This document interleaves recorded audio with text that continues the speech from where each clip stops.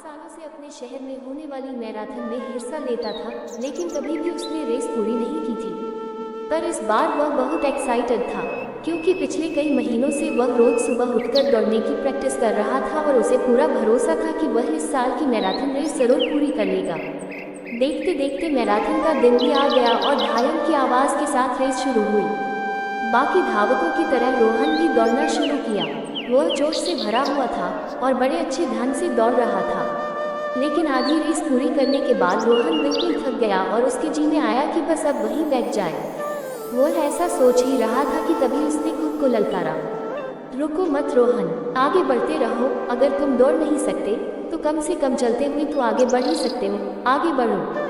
और रोहन पहले की अपेक्षा धीमी गति से आगे बढ़ने लगा। कुछ किलोमीटर इसी तरह दौड़ने के बाद रोहन को लगा कि उसके पैर अब और आगे नहीं बढ़ सकते। वह लड़खड़ाने लगा। रोहन के अंदर विचार आया, अब बस और नहीं बढ़ सकता। लेकिन एक बार फिर रोहन ने खुद को समझाया, रुको मत रोहन, अगर तुम दौड़ नहीं कर सकते तो क्या, कम से कम तुम चल तो सकते हो, चलते रहो। बहुत से धावक रोहन से आगे निकल चुके थे और जो पीछे थे वे भी अब आसानी से उसे पार कर रहे थे। रोहन उन्हें आगे जाने देने के अलावा कुछ नहीं कर सकता था।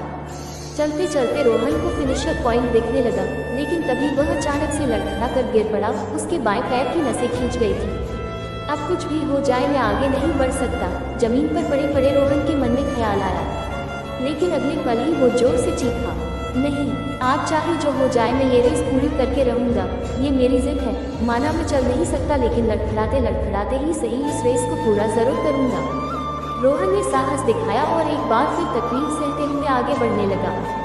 और इस बार वह तब तक बढ़ता रहा जब तक उसने फिनिशर लाइन पार नहीं कर ली। और लाइन पार करते ही वह जमीन पर लेट गया। उसकी आंखों से आंसू बह रहे थे।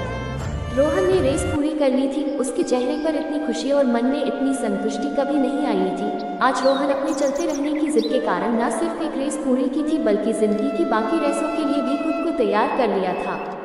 दोस्तों, चलते रहने की जिद हमें किसी भी मंजिल तक पहुंचा सकती है। बाधाओं के आने पर हार मत मानिए। ना चाहते हुए भी कई बार कंडीशंस ऐसी हो जाती हैं कि आप बहुत कुछ नहीं कर सकते, पर ऐसी कंडीशन को कुछ भी ना करने का एक्सक्यूज मत बनाएं। एकदम से रुके नहीं, थोड़ा थोड़ा ही सही आगे तो बढ़िए।